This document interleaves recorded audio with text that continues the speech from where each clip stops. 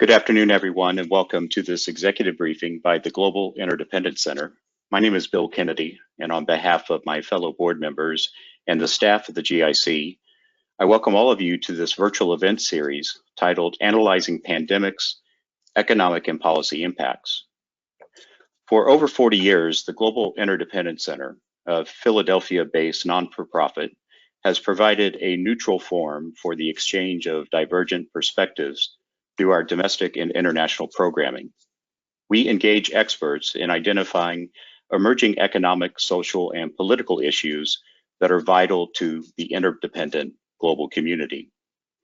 Over the next few months, the GIC will host a series of virtual events with internationally recognized experts in infectious disease, virology, healthcare policy, central banking, and global capital markets in an effort to educate and inform regarding the economic and policy impacts of the COVID-19 pandemic. For the GIC, interdependence is our middle name. So during this series, we will focus on both positive interdependencies and negative interdependencies related to the COVID-19 situation. This is a practical, hands-on series, and our goal is to facilitate the thoughtful exchange of views and bring timely and relevant insight to help decision makers better plan and prepare for uncertainties. If this is your first GIC event, we welcome you. If you are interested in learning about GIC membership, or if you or your firm would like to learn about sponsorship opportunities for this series, please contact the GIC at its website, www.interdependence.org. Before I introduce today's special guest, just a couple of housekeeping items. First, a replay of today's event will be available on GIC's website following the webinar. During his prepared remarks, Dr. Gold will be referring to slides and slide numbers. The slide deck is available to all call attendees. You can access the slides from the GoToWebinar dashboard. On the right-hand side, look for the tab titled Handout, where you'll find the PDF file for today's call. We'll have a few minutes at the end for Q&A. If you'd like to ask a question, from that same GoTo dashboard on the right-hand side, click the Questions tab and type in your question. The GIC staff will collect questions, place them in the queue. If, due to time constraints, we do not get to your question, you can email the GIC and we'll make every effort to respond to you directly. So with that, I'm pleased to introduce the Chancellor of the University of Nebraska Medical Center, Dr. Jeffrey Gold. Dr. Gold is a nationally recognized leader, tireless advocate for transforming higher education, academic medicine, and healthcare delivery. He has been repeatedly recognized as a top 50 healthcare executive and a top 100 physician executive, and he has received many national awards. Dr. Gold is a proud graduate from the Cornell University College of Engineering. He earned his MD from the Weill Cornell College of Medicine and has been certified by the American Board of Surgery and the American Board of Thoracic Surgery. He completed residencies and leadership roles at the New York Presbyterian Hospital, Memorial Sloan Kettering's Cancer Center, Brigham and Women's Hospital in Boston, and the Boston Children's Hospital of the Harvard Medical School. Dr. Gold serves as the 8th Chancellor of the University of Nebraska Medical Center, as well as the Chancellor of the University of Nebraska at Omaha, where he is responsible for all aspects of campus leadership, program quality, and operations. This includes 7 colleges, numerous institutes, a staff and faculty of about 5,000, 3,800 health profession students, and 6,500 employees at Nebraska Medicine. Dr. Gold, welcome, and thank you for joining us today. It's great to be with you. So let me kick off with a question. The City of Omaha and your institution have been receiving a lot of press recently. Perhaps not all of our listeners are familiar with UNMC or the National Center for Health Security and Biopreparedness. Can you tell us a little bit about the general work that you and your team perform as it pertains to epidemics and pandemics? And specifically, can you share some perspective from the front lines in the battle against COVID-19? Sure. Well, thank you very much for the opportunity. In order to do this, what I'd like to do is sort of fly through the slide deck that we prepared, and understand, please, that the slide deck was prepared about 36 hours ago. And so some of the numbers that are in it are a little bit outdated, and I will try to update them as we go through. So with that, let's shift to, if you don't mind, slide number 2, which is a beauty shot of the main campus of UNMC and Nebraska Medicine. Just to give you a little bit of background, the main campus is in Omaha, Nebraska. It's about 12 million square feet of academic medical center, which is a large teaching center for the state as part of the University of Nebraska system, large research enterprise. We do about $175 million a year of funded research, and a large clinical delivery system. In this photograph, you see one of the newest additions, which is the Buffett Cancer Center, which is a combination of a research and clinical care organization. So if you flip to the third slide, you get a feeling that over the last 15 years, we have been extremely engaged in the area of quarantine isolation and biocontainment. And that results from the fact that if you look at the sophisticated biocontainment centers in the United States, at least prior to 2014, they were in Atlanta, they were in the Bethesda area, they were here. And then the reason for that is direct proximity to some of the research institutions. So in Atlanta, you know, there's proximity to the CDC. You ask yourself the question, if one of the staff members in the CDC who's working with a highly infectious agent has a laboratory issue or gets contaminated or exposed, where are they going to be hospitalized, treated, or diagnosed? And that's how Emory grew. Similarly, in Bethesda, in proximity to the USAMRIID facility, which is the federal United States Army facility for highly infectious agents research, that's where the Bethesda facilities grew. And then finally, that's where we came in, and that's because of our relationship to United States Strategic Command. We are the WMD, Weapons of Mass Destruction Countermeasures Research Center for STRATCOM.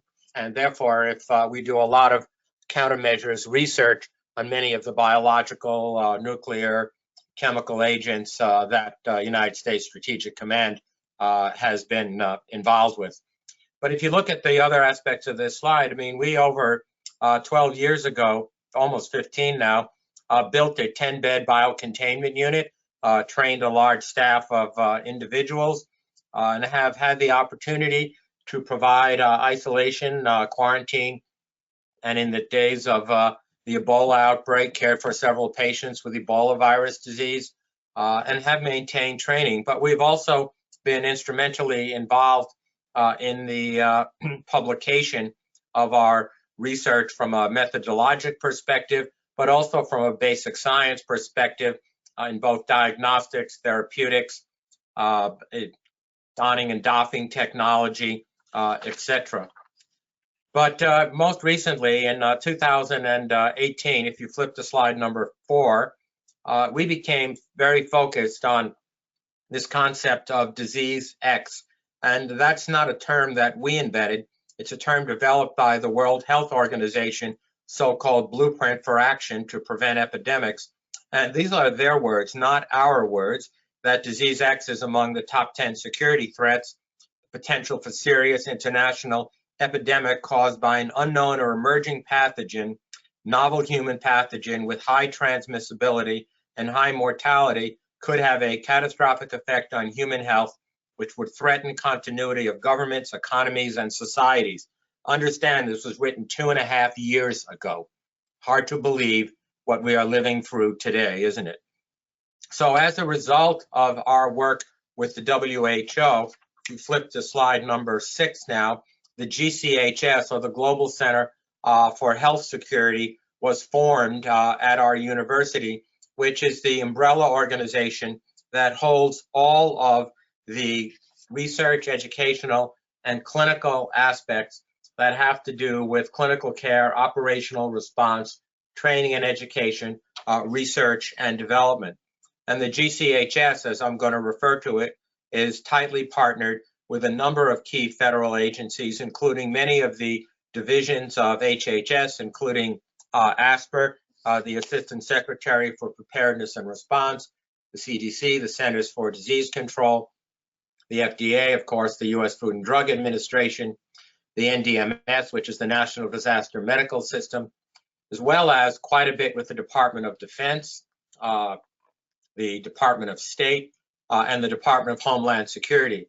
A day doesn't go by that our team, and frequently myself as well, speak to either the Secretary or the Undersecretary of any one, if not all, of these federal agencies.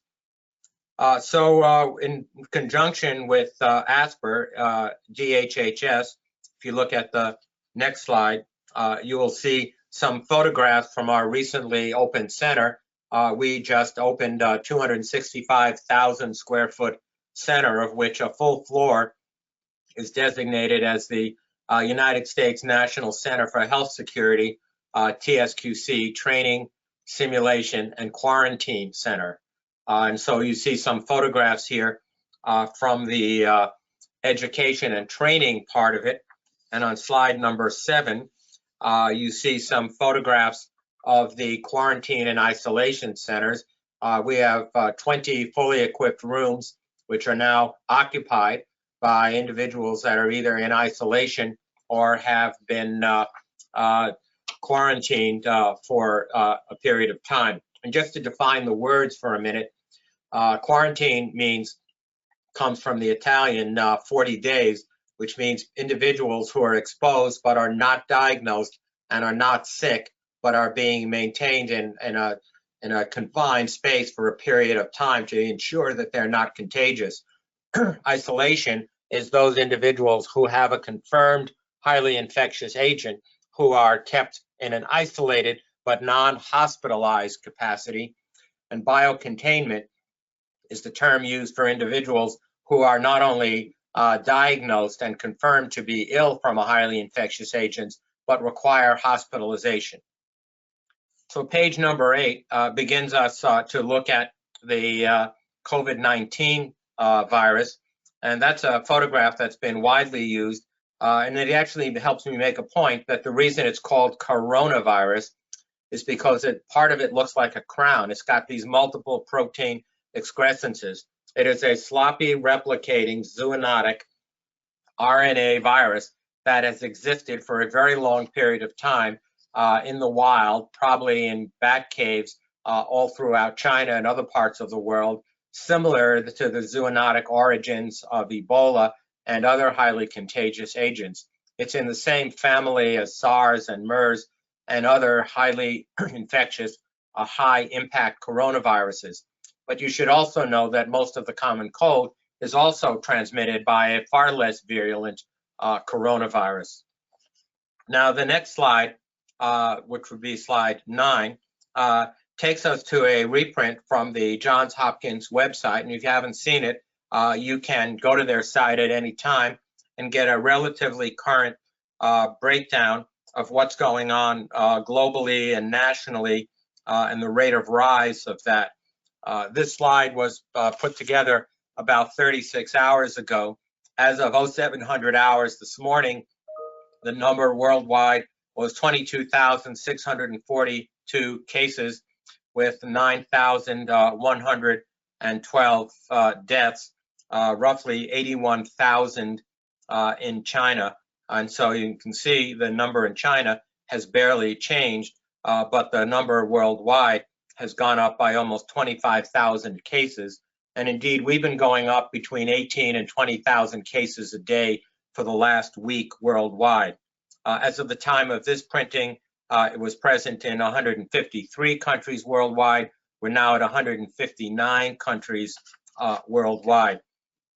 Next slide, which is particularly telling, looks at the total case count on in the United States on 3/9. So on 3/9, there were 607 cases with 22 deaths. On 3/17, there were 6,362 cases. That would be slide 11. And as of 0700 hours this morning, we're at 9,415, making the United States the fastest growing country in terms of the number of confirmed cases of virus in the world. I would point out to you that if you go back to exactly 1 month ago today, there were a total of 1,076 confirmed cases outside of China. This morning, there were 156,500. On that same date, exactly a month ago, there were 24 countries.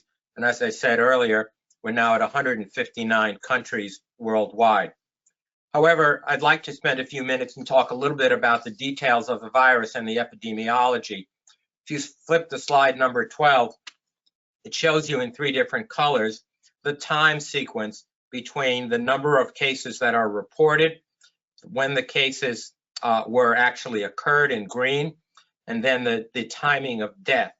So what you see is there's approximately a 3-week interval between when the cases are occurred and when they're reported. And then you see there's approximately another 2 to 3 week interval between those that are confirmed and those individuals who actually die. So what that means is, as a total report today of 9,115 confirmed COVID deaths, that has to be not compared to the total number of cases today, but the total number of cases that occurred almost a month ago.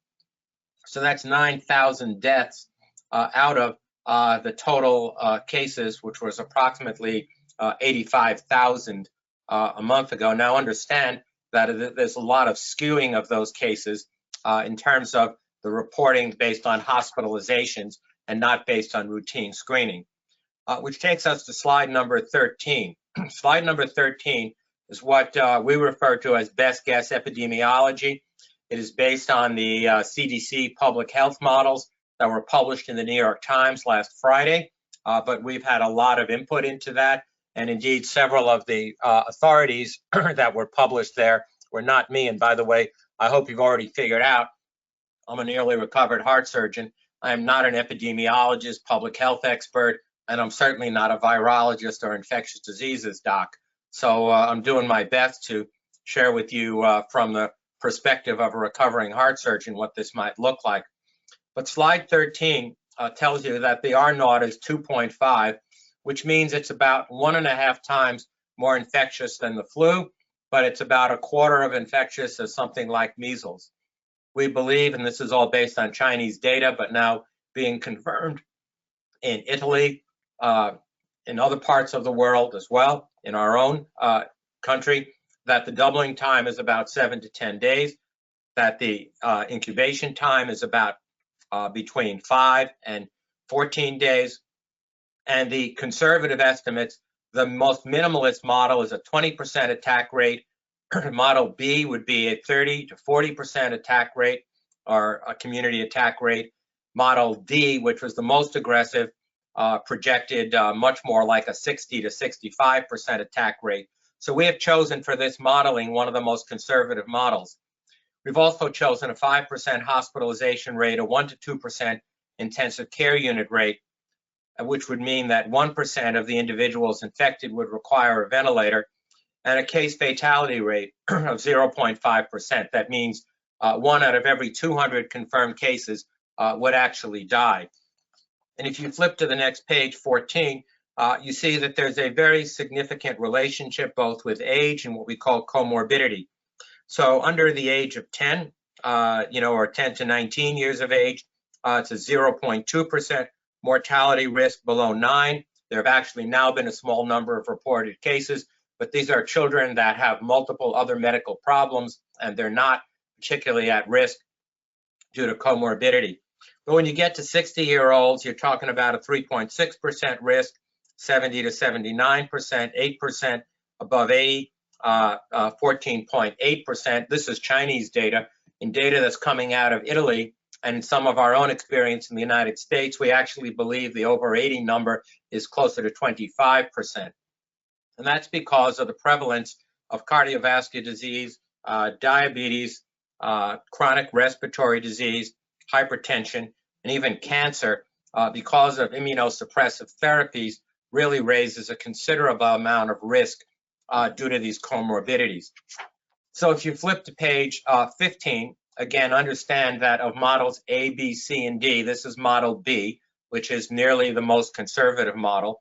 It is estimated that without any remediation, without any community action, and again, in the setting of no vaccine and no effective antiviral therapy, which is where we are today, the estimation is for 96 million confirmed cases in the United States, 4.8 million hospital admissions, 1.9 million intensive care unit admissions, 1 million Americans on a ventilator, and 480,000 deaths.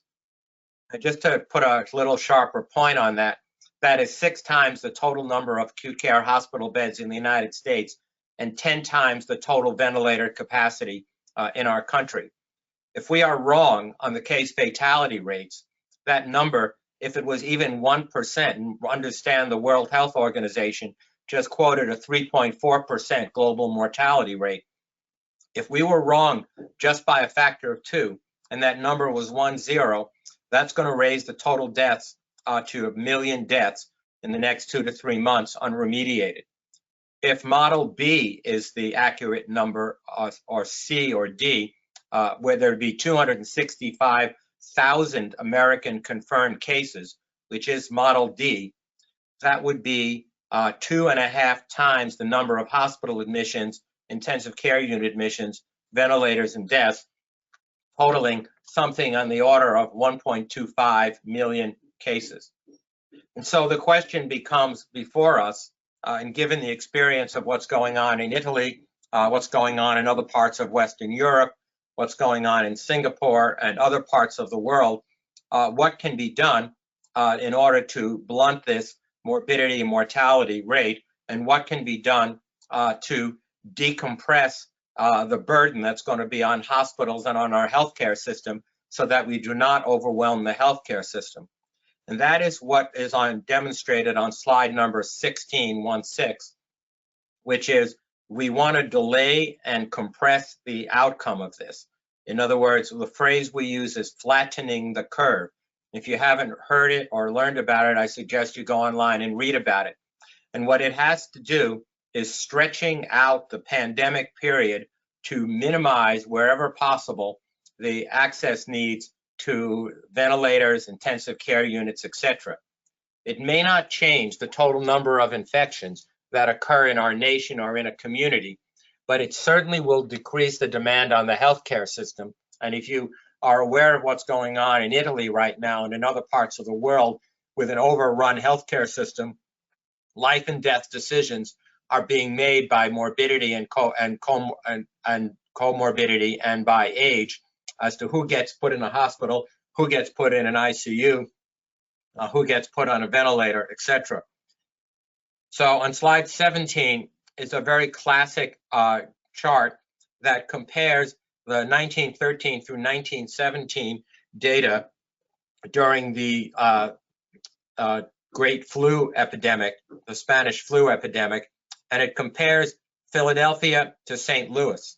And what you see here is that in red, you look at the number of deaths per 100,000 in St. Louis who implemented non-pharmacologic interventions, NPIs, a full 2 weeks before Philadelphia did. And you see in blue the outcome of Philadelphia. So if you look at the area under these curves, you will see a dramatic difference in the number of deaths per 100,000 population, whereas Philadelphia peaked at approximately 250 to 270 deaths per 100,000 in October of that year, compared to an absolute peak of under 50 per 100,000 in St. Louis. Now, granted, this is influenza, and this is 100 years ago. But this is unfortunately some of the very best data we have on the use of key non-pharmacologic interventions. So on slide 18, you see some of the key NPIs that you're probably reading about. If you're ill, stay home. If someone in your household is ill, stay home. dismiss students from schools, childcare, keep children home. And the reason is, even though children do not become anywhere near as ill as adults do, they are unquestionably the vectors that transmit this disease. And indeed, having children cared for by their grandparents is not a great idea, even if their parents, are unable to care for them because of other responsibilities. Reducing close contacts in the community, canceling large gatherings, even small gatherings. Think about athletic events, cultural events, classroom activity, etc. Restaurants, pubs, social gatherings, and again, personal social distancing.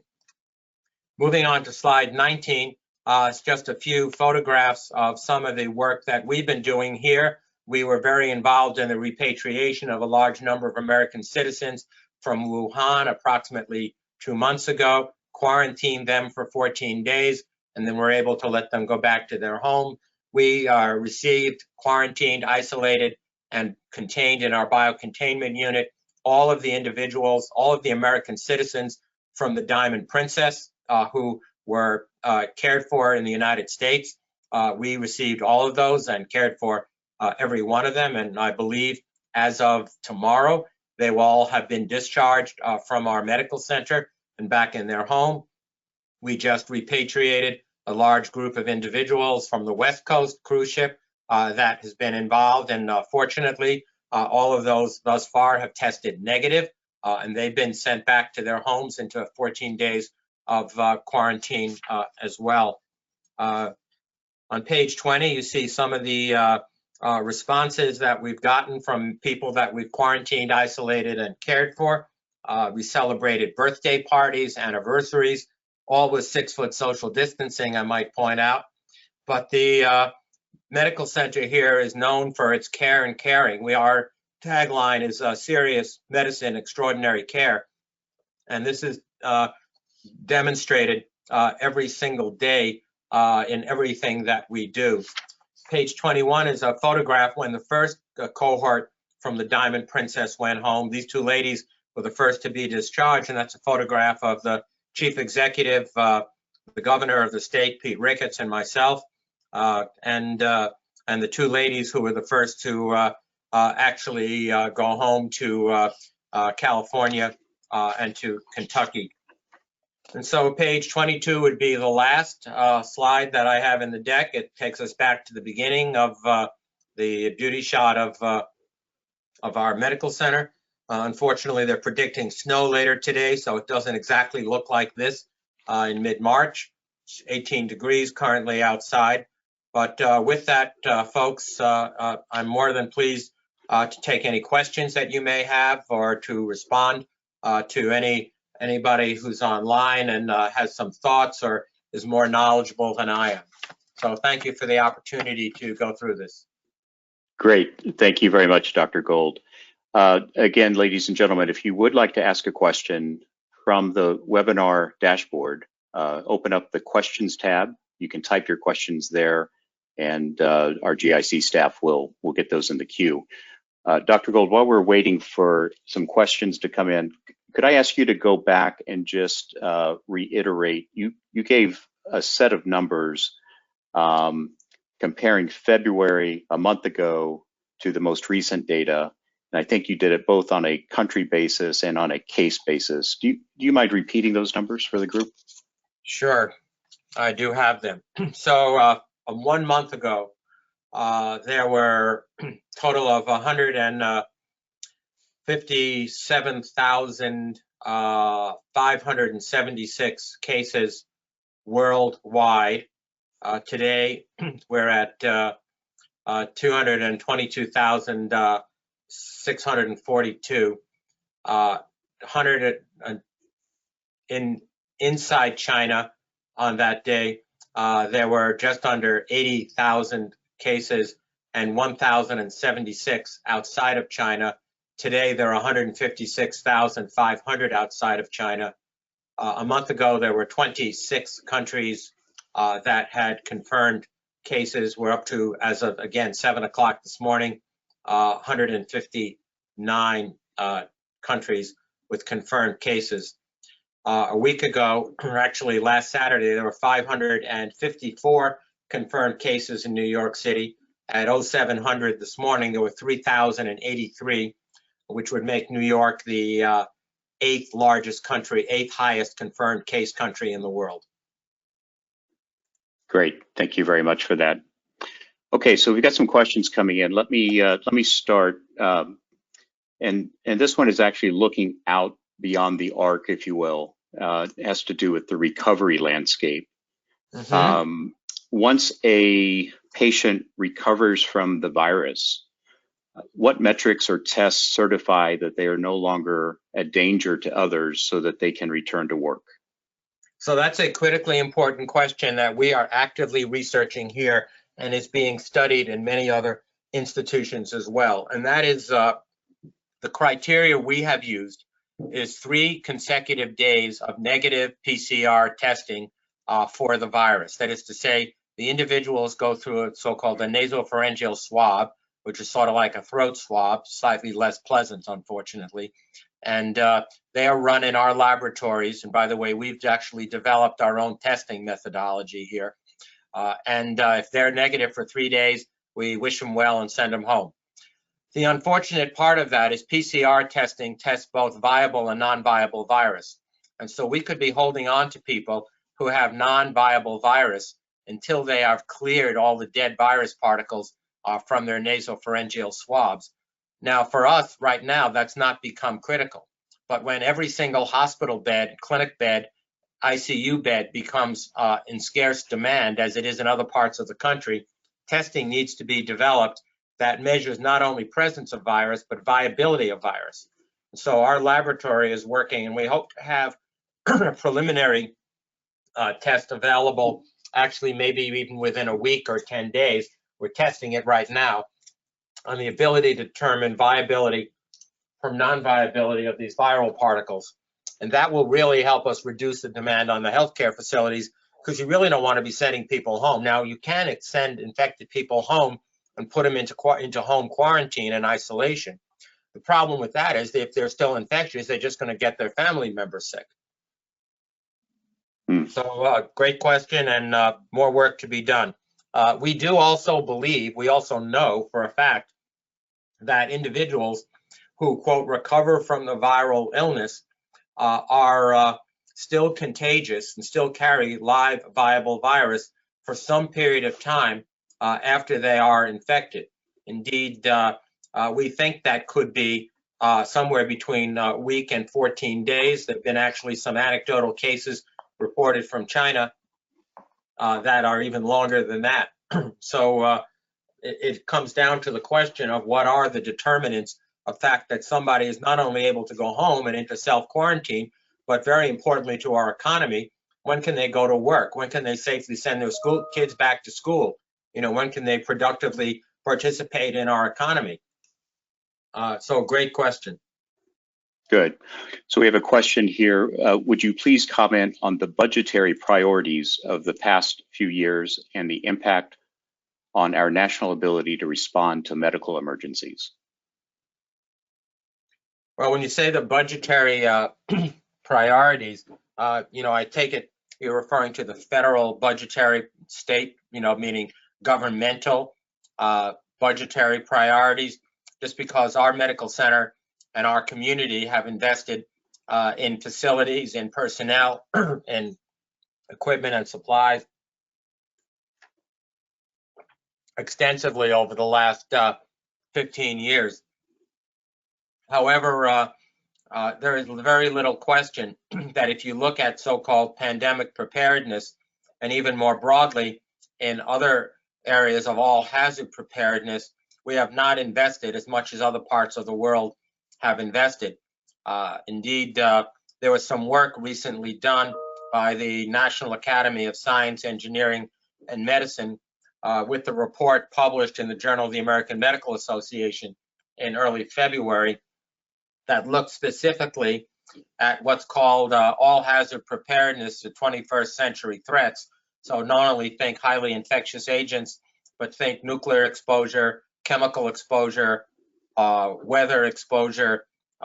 There's various types of trauma, so including tornadoes, hurricanes, floods, fires, all of those sorts of things. And indeed, the summation of this report, understand that all of this work was done over a year ago, from roughly March of 2019 through October of 2019, before the first case of COVID was ever even contemplated. Recognize the fact that our country was not only underprepared, but at considerable risk. If you go back to the WHO, disease X, and that's just on highly infectious agents, they talked about the potential tragic complexities, economic impact, and societal impact of a uncontrolled pandemic. But recognize the fact we've got 28,300 American servicemen and women in South Korea. And if heaven forbid there was a nuclear or a chemical or a biological event there, either accidental or intentional, what capacity would we have to deal with them? And so as a result of that, we and others have been working very closely with our federal counterparts in defense, homeland security, health and human services, transportation, state, and other major federal agencies to try to put together some thinking as to how we can and should be better prepared. Now, all that work has been ongoing for the last year or so, and now in the middle of all of that, we are actually building the airplane in midair.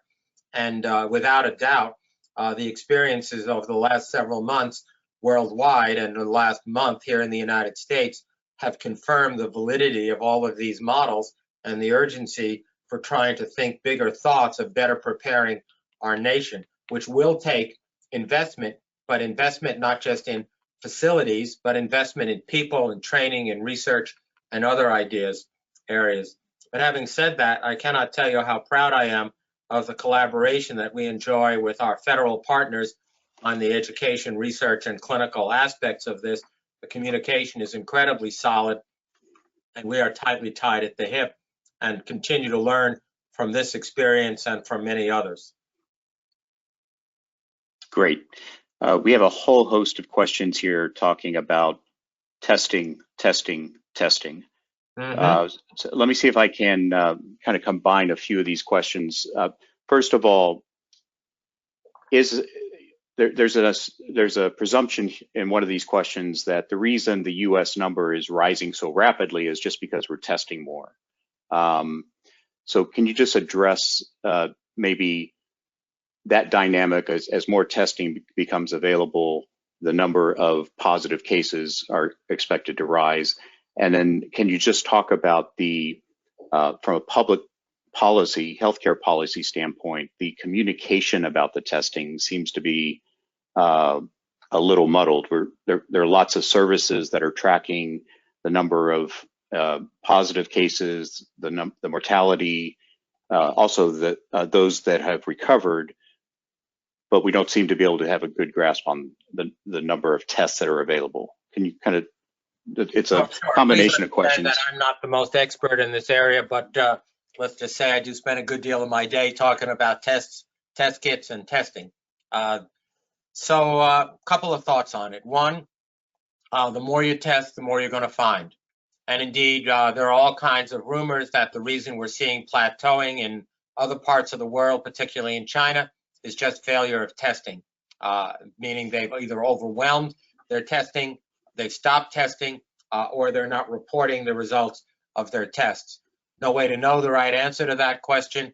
And indeed, there's also little question that the more you test, the more you're going to find. Availability of CDC and FDA authorized test kits in the United States is still what it needs to be. It's not what it needs to be. And our federal partners are working very hard to get test kits out. They've tried to commercialize it through two large commercial laboratory systems. And indeed, even they are starting to become overwhelmed. Thirdly, we are working very, very hard to message the community and the healthcare providers that we do not want to use test kits on people who are what we call the worried well. There are any number of people whose next door neighbor's dog walker's best friend's cousin knew somebody who may have been in China 5 years ago, and they say, wow, do I need to be tested today?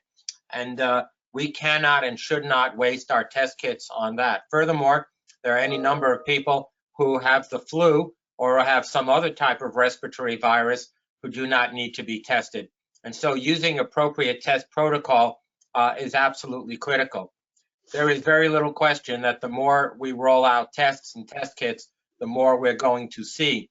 But that will help us to contain the virus. There is no question about it, because the more people know, the more they're going to take seriously the non-pharmacologic interventions I discussed, the NPIs, and the more they see members of the United States Congress, Major League baseball players, basketball players, Broadway and Hollywood personalities who come forward and say, I have the disease, or heaven forbid, are hospitalized, that brings it home. It creates a reality to it that transmits to people that they need to take personal and family precautions and abide by the by the NPIs as much as they possibly can. And as I said earlier, a lot of effort needs to be put into this question about viral viability on the testing, because right now all PCR testing measures viable and non-viable virus, and we got to get to a point that we can get beyond that. Now, eventually, we will create herd immunity in the United States. That means that enough people will develop their own active antibodies to this virus that it will not transmit anymore through. And that number is estimated to be about 265 million infections over a period of time in the United States. And so, for instance, all of us carry some degree of herd immunity to influenza, to the flu. And as a result of that, when the flu season comes, we get topped off with flu shots. At least those of us that are wise get topped off with flu shots. But even if you're not, you've had enough innate immunity that mitigates the severity of the illness. There's none of that in the United States to this particular virus. But in future years, and it is thought that this will likely recur year over year, like the flu currently does, it will both come back in hopefully milder forms, and there'll be more innate, active, acquired immunity to it. Good. Thank you for that. Probably more than you wanted to know, right? Nope, very, very insightful. Let me address a few questions here regarding your assessment based on the modeling and your interpretation of the models. When should the peak occur? And I'm going to interpret this to mean the peak of the number of positive cases. And therefore, when would it be possible for some of the social distancing guidance to relax? And what are the indicators that will signal that social distancing can be relaxed? Yeah, so also a very, very important question. So if in an unmitigated, without intensive application of NPIs, so for instance, if you look at Singapore or the Philippines, they have, as of today, under 300 cases. So I think one has 343 and the other has 275. Singapore has 313, and the Philippines, I can't find it on my list, but it's roughly in that area. They have done aggressive social distancing, NPIs, and they could have had exactly the same spread, and they've been able to keep the virus numbers down for a very long period of time. Compare that to Italy, which has, relatively slow and in implementing both testing and in NPIs.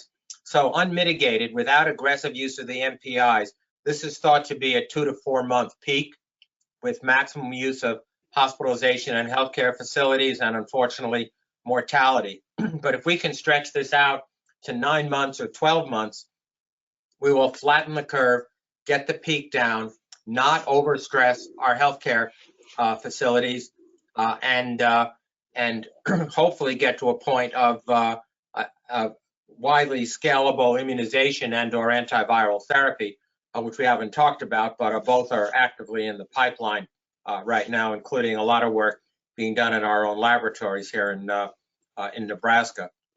So I guess what I'm saying is a lot depends on what we do, and I think it's going to be regional. I don't think it's going to be all, one size fits all.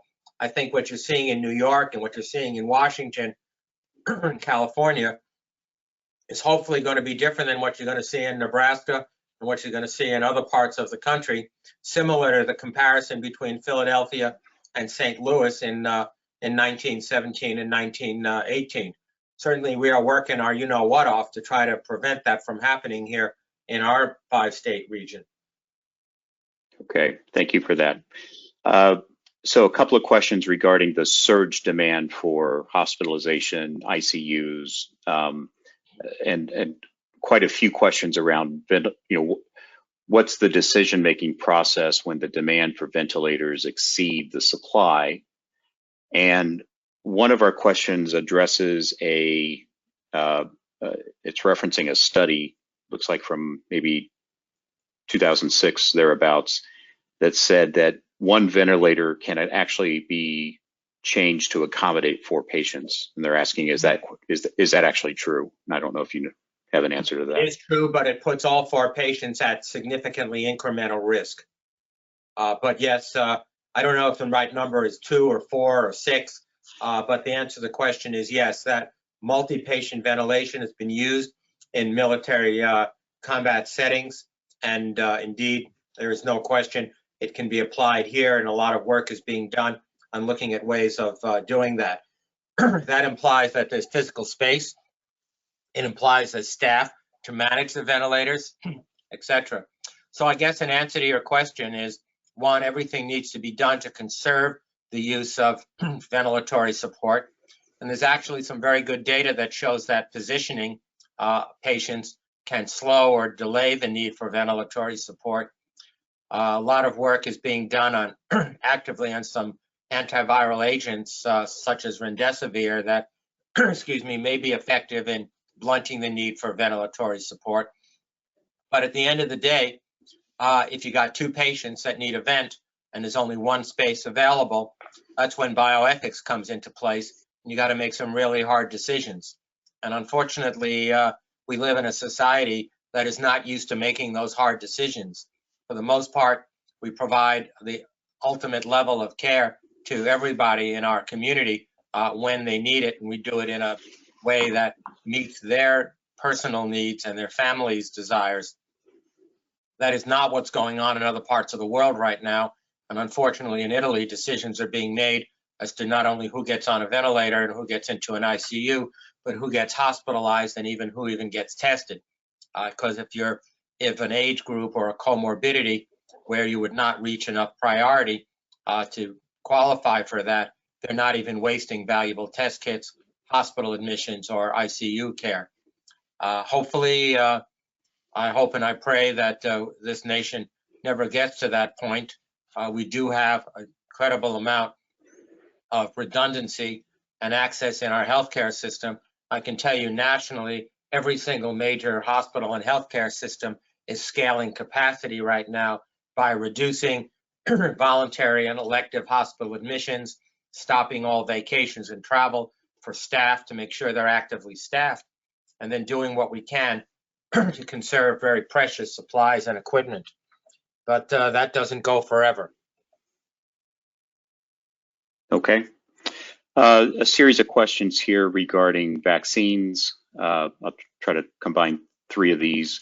What's the timing of an approved vaccine to address COVID-19? Are there any changes to the FDA trial process, regulation schedules? And apparently there was a new drug mentioned today, maybe at a White House briefing, that seems to capture a lot of imagination. Wonder if you could address that as well. So as far as vaccines are concerned, certainly not talking to the subject content expert, I understand that all of the FDA regulatory hurdles have been blocked down, and right now we are nationally in clinical trials of one of the vaccines that have been developed. It is thought to be a minimum of 12 months, probably 18 months before efficacy, safety, and scalability is determined for any one of these various vaccines. There are several pharmaceutical companies that are actively involved, all coordinated tightly with the National Institutes of Health. I would track Dr. Tony Fauci and his work in this area as being the most accurate. The first safety part of the clinical trial started 48 hours ago, just to give you a rough idea. As far as antiviral therapies are concerned, there are a number of drugs that were thought to be even somewhat effective. There's an HIV drug complex that has been demonstrated in Europe to be slightly effective or somewhat effective. We were the first institution in the United States to start the remdesivir trial, which is a Gilead product that was originally manufactured for Ebola virus disease, not found to be terribly effective there. Preliminary information from Europe and from China indicates that drugs similar to this, not this exact drug, was somewhat effective. There was another announcement made this morning. Until there's some kind of limited clinical trial where I would say there's nothing on the market or commercially available in a scalable level today that is going to get us through this. I hope that I'm proven wrong by the time the 6 o'clock news hits the tube, but we'll see. Okay. This will be our last question, and it came from several, and you've touched on it in one of your previous answers, but I want to restate it. Mm-hmm. If somebody tests positive and they recover, can it recur? And so this has to do with relapse rate, reinfection rate, and what's the experience from studies in China regarding reinfection? What are we seeing on that topic? Yep, so also a great question. So there have been a number of studies that have shown that infected individuals do build antibodies, that is to say they develop active antibodies to the virus. We do not know how long they last, and we do not know how effective they are over time. There was a limited report that came out of China of a small number of individuals who were reinfected more than 30 days after they were virus negative. Now, I don't know if that means they were clinically virus negative, whether they were never completely cured and they just recurred, whether they were immunologically incompetent for one medical reason or another, and they developed reinfection, or even more significantly than that, whether the virus had genetically shifted sufficiently, which occurs, by the way, on a daily basis. I mean, every time we look at this virus from a RNA, whole genome perspective, the virus has changed, whether it had shifted enough at that time to reinfect individuals. We have not seen corroboration of true reinfection, to the best of my knowledge, and again, I'm not the subject content expert, for many parts of the Western Europe experience as well, and certainly we have not seen it here in our experience, which is certainly the largest biocontainment, isolation, and quarantine experience in the nation. Great, thank you for that. I'm going to squeeze one more question in. Since you mentioned it's about to snow in Omaha, I'll mention that it's supposed to be 70 degrees here on the East Coast tomorrow. We have seen in some of the data that the impact to places like Singapore and India, warm weather climates, and there are a whole host of questions here about, will hotter weather help to blunt the impact of COVID-19? Can you just talk about the weather and temperatures and that environmental aspect? Sure. Again, to the best of my knowledge, first of all, we don't know. There's no known experience with this virus. However, if you look at other coronaviruses, they are not as seasonal as influenza viruses are. Warmer weather does cause people to go outside, and therefore they're not in as such close quarters, which will decrease the spread through social distancing, assuming they don't aggregate in large groups outside in ballparks and other such things. But in terms of the actual viability of the virus as a so-called thermal labile agent, there's nothing to make us believe that this particular virus is particularly thermolabile, which means that it would be less potent to infect. There just aren't enough clinical experience or reports with this. I guess time will tell. As I like to tell our team, we live and hope for the best. We plan for the worst. We definitely plan. There's no doubt. Dr. Gold, I want to thank you very much for great insights, answering some very important and good questions from the audience. We think this is a great way to connect with our GIC members and share some information with friends of the GIC. I want to thank all of you for participating on today's call. Our next virtual event is going to be scheduled in early April, so please watch your email for GIC members for that event. But thank you very much for participating. Please be safe, continue social distancing, wash your hands, and we look forward to speaking with you soon. Thank you very much.